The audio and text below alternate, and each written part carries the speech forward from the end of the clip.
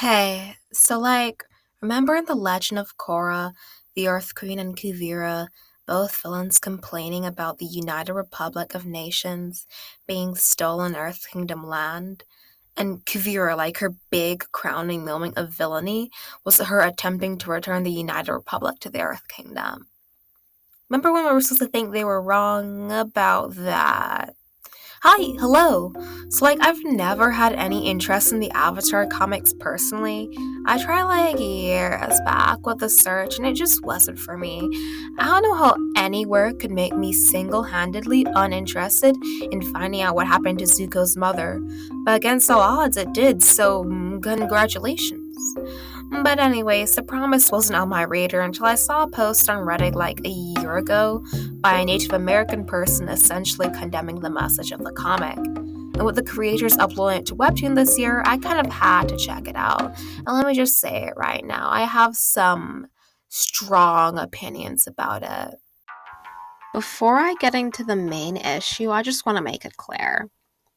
This comic is not good in any capacity. The standout is the eponymous Promise. So Zuko and Hall is self-loathing really? I thought you were over that in season 3. Asks Aang to murder him if he ever acts out of line. And Aang, get this, agrees. Remember, this is the same kid who had a massive crisis about killing Flame Hitler so much that he had to get handed a Deus Ex Machina so that he would have to do it. And in a couple of weeks, months, he almost immediately promises to kill his best friend. Must I even explain the level of character assassinating bullfuckery that's going on here? They basically reverse Aang's character arc in the final season, where after exhausting all options, Aang accepts that he has to kill the Fire Lord, then gets handed a solution. Here he immediately accepts that he might have to kill Zuko, and his arc is finding out that he doesn't have to. Why did Bryke even approve of this? And the character assassination goes further. Zuko becomes this impulsive, angry, self-loathing teen, almost like his season 1 self. He straight up invades the Earth Kingdom, essentially restarting the war. Which, hold on, we'll get into that further. You see the timestamps? Just what the hell happened to... The people of the world are terrified by the Fire Nation. They don't see our greatness. They hate us. And we deserve it. I guess they forgot.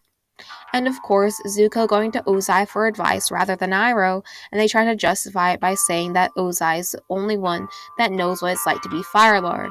But it's not like he can't get advice from others who have been in positions of power, with Gene Luen Yang projecting his own daddy issues onto Zuko. Let me remind you, Ozai is not a character, he's an obstacle. Every decision he makes, all his ideology, is bad. He's a thing to be defeated. This pathetic attempt in recent years to make him just some sort of complex character is just... Well, I said it was pathetic. He never had a point. He was just thoroughly rotten. That's just what it was in the cartoon. And that's the thing, this whole comic is just off. The characters in the cartoon have very distinctive voices, but I had to force my brain to hear the dialogue as the cartoon voices because they were just that uncanny. None of the characters feel like the ones in the cartoons at all, more like aliens wearing their names and skin. Do you actually expect me to imagine Sokka saying these lines? The cringe. Katang was already mega cringe in the show, but the sickening sweethearts thing is just over the top and it's cringe. Please don't. And worst of all, this comic is not funny at all. My face was completely straight while reading it, except for certain parts. Calling this comedy is like calling your semen almond milk. It may look like it, but its composition is entirely different.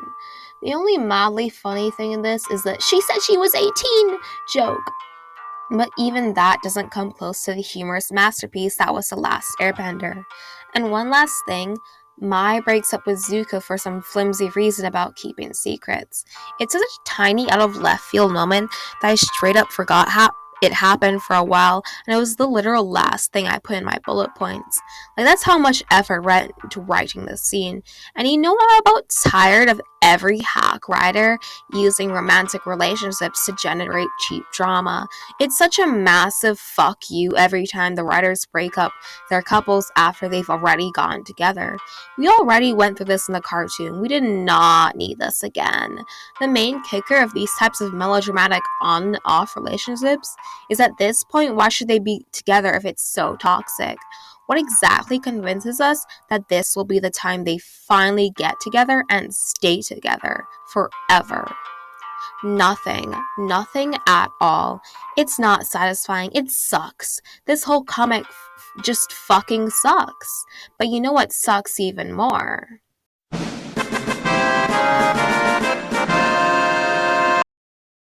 Was that a smooth transition? Whatever. If you skipped here because of the title, hello there. I'm not too asked about that choice. That's what timestamps are for, babe. So, The Last Airbender gave us a very real and accurate portrayal of colonialism with the restrictions of a kids' show. With Omashu, we saw the very beginnings of a colony, a military invasion of the territory. With war naturally comes death, collateral damage, destruction of homes, just the works. And it appears the citizens aren't allowed to leave, although many do anyways and just become refugees. With Haru's village, we see the middle stage, an occupation in the process of becoming a proper colony. It's swarming with soldiers ready to violently put down resistance. There's ethnic cleansing in the form of the imprisonment of all benders. And we see in many cases that sometimes they aren't locked up without trial, but just straight up murdered. That was the case of the last of the Fire Nation raids of the Southern Water Tribe, and probably a law of Earth Kingdom territories. We also see them tax the citizens heavily and force them to work in mines or just jobs that contribute to the war effort. They are effectively made into second-class citizens in their own home. Then finally, the end stage is a proper colony. We see one in the deserter. The Fire Nation practices what is known as settler colonialism. Essentially, foreigners arrive in an inhabited territory and create illegal settlements with the intent to permanently displace the existing peoples and destroy their societal structure in favor of their own. The Fire Nation puts in their own governor and political system, and the Fire Nation people that arrive are completely loyal to the Fire Nation and 100% support their colonialist efforts. And soon enough, the area is nigh indistinguishable from the Fire Nation. I just assume they practice cultural genocide as well because part of their ideology is that their culture, way of life, is superior to the rest of the nations. Just open up any history book and you'll see this is exactly what colonialism is. In fact, much worse than what a kid's cartoon can show. This all happened in the Caribbean with the genocide of the indigenous peoples, like the Tainos, and most famously, the transatlantic slave trade, and most of these territories did not gain independence until very recently. And what I've described above is the lore and the extras, the defunct website pretty much everywhere.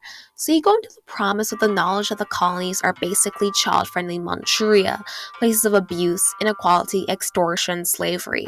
So when you hear, let's decolonize the Earth Kingdom, you're like, let's do this. We're even told these colonies are psychologically damaging to the Earth Kingdom people. They create the Harmony Restoration movement, whose first notion of business is to expel every Fire Nation citizen from the colonies. You gotta be fucking kidding. Oh no, they're gonna portray the colonizers as victims, aren't they? Fuck! So essentially, a Fire Nation nationalist named Cory attempts to assassinate Zuko for his return of the land to the Earth Kingdom, and then we discover that apparently the colonies aren't PG Saint-Domingue, but thriving Creole societies where everyone is mixed and equal and all in this together, and oh my god, fucking kill me right now! How do I even begin to explain that this is bad? Because I have a lot to say. I'll start with the main thesis. Remember Sozin, the guy who began this all? His ideology was that the Fire Nation was a prosperous nation, while the rest of the nations were just underdeveloped, and that he needed to share that prosperity by uniting all four nations under his just rule. Except that was a fucking lie. That's what every imperialist country claims, but the reality is that colonialism is a tool to obtain precious resources. There is no sharing involved. The people of these colonized lands are made into serfs whose job is to work to make the mother countries rich, whilst they eat the scraps. So literally what I said before. That's exactly why Roku had to stop Sozin's invasion. That was the end goal of the war, which we had an entire cartoon dedicated to stopping. But then this comic goes around and suddenly says Sozin was right actually. Udao really was just a poor, uncivilized backwater village of savages who needed the Fire Nation in order to prosper in any way. The illegal settlements are now just integration, and the xenophobic Aryan ideology is nowhere to be seen. Everyone is mixed and happy, and it was always that way. This is not a retcon, it is a massive fucking contradiction to how the colonies were portrayed for years, even if it wasn't the fact that it depicts colonialism as a good thing by using centuries-old colonialist lies as a colonial apologism to a T. It whitewashes all the atrocities, and for what? The old mestizaje myth? The superior Spanish/Fire Nation father and the weak indigenous/Earth Kingdom mother? And it's not just Udao either. Like, just compare the map of the current colonies shown in the comic to the map of the United Republic. They straight up basically return none of the stolen land. What happened to land back decolonization? I guess they just forgot. The Promise is trying so hard to pretend that it's nuanced in any capacity. Like the story of the eagle and the turtle is basically them sucking their own dicks as if they're Marilyn Manson. From the beginning, it's black and white. Udao being a colony is shown to have no downsides at all, while the Earth Kingdom are just a bunch of angry backwater engines trying to enact white genocide, an ethnic cleansing of the innocent little mixed Fire Nation. That's like asking whether someone would prefer ice cream sundae or expired milk that's been stewing in the sun and a toddler's piss puddle for the last 5 days, and pretending it's some sort of difficult question. It's no surprise as to why this is. Fandom will clamor for more complex stories and moral grayness, but also through a decade-long conniption over Aang being a slightly less than perfect father. The most nuanced fandom can even handle is, what if a press group was the bad guys? Which is what every hack writer thinks they're the first to come up with, but it's not. At this point, it would be more unique to portray minorities as the unironic good guys. Another thing is that Bryke doesn't want to portray the Fire Nation as major baddies because they were already the big bad in the cartoon. It's mildly understandable in TLOK, which takes place 70 years post-war, but the Promise takes place like 2 seconds after the Fire Nation surrender. But the Earth Kingdom is silenced and portrayed as a violent Indian mob, while the Fire Nation gets to invade Udao without it being a declaration of war. What this comic should really be about are the long-lasting effects of colonialism and war. Naturally, the colonies return to how they were pre-Promise. The gang naively believes that since the war is over, things will be easy now, but that's not how it ever is. At the surrender of all the colonies, there's a mass emigration of Fire Nation citizens from the colonies, but naturally some of them stay. The tensions are ever high between the Fire Nation and other nations. Fire Nation nationals who want to continue the war, riots, how exactly reparations from the Fire Nation should be dealt with. This leads to the creation of Global Peace Council. If they must get a fifth nation, you could have the United Republic declare independence in Season 4. Why is this different from the splitting off right after war? Simple. Due to the war being over in 70 years, the Republic actually has time to develop a new identity.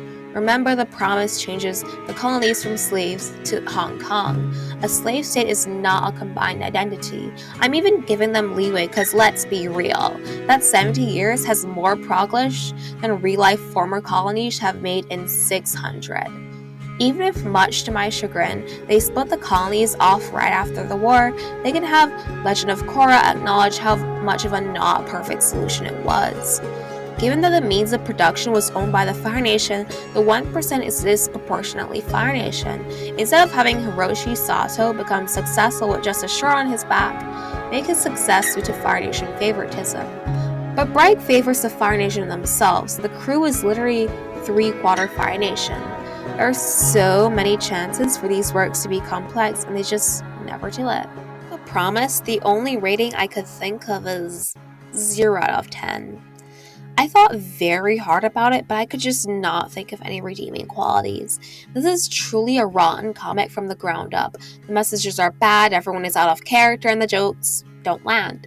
The solution at the end is utter bullshit. They knew it would look even worse if Udao was left a colony, so they just made it independent. But that's like giving the guy who wants to non-consensually amputate your legs one of your legs. It still benefits the oppressor. The United Republic is swarming with violent Fire Nation nationalists who own all the means of production. This effectively turns the Republic into a buffer state so that the Fire Nation can still sap the richest parts of the Earth Kingdom. This is known as neocolonialism. A similar thing was going to happen in Korra, whereby the United Republic only had interest in the stabilization of the Earth Kingdom so that they could install a puppet leader. See, they have the inklings of good political storytelling, but at the end of the day, they'd rather have big, bombastic, bending battles, which just makes the franchise look reactionary and ignorant.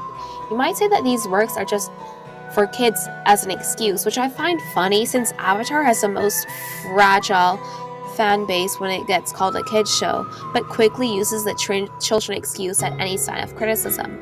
If age keeps you from portraying something in an honest and respectful way, don't include it.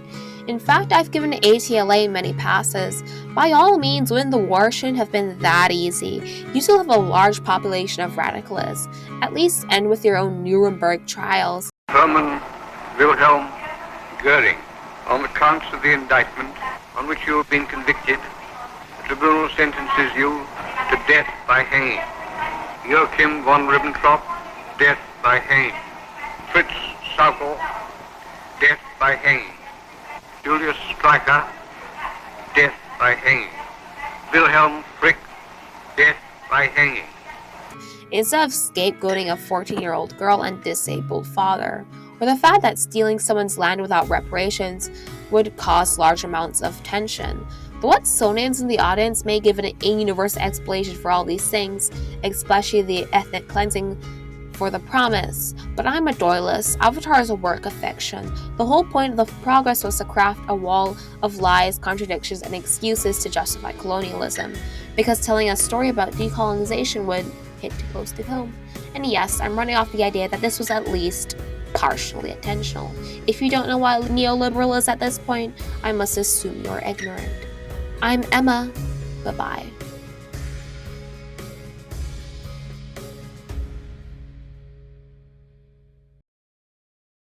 This fucks up my plan. This is fucking bullshit. Okay? These fucking assholes, these fucking assholes! The fuck is their problem, man?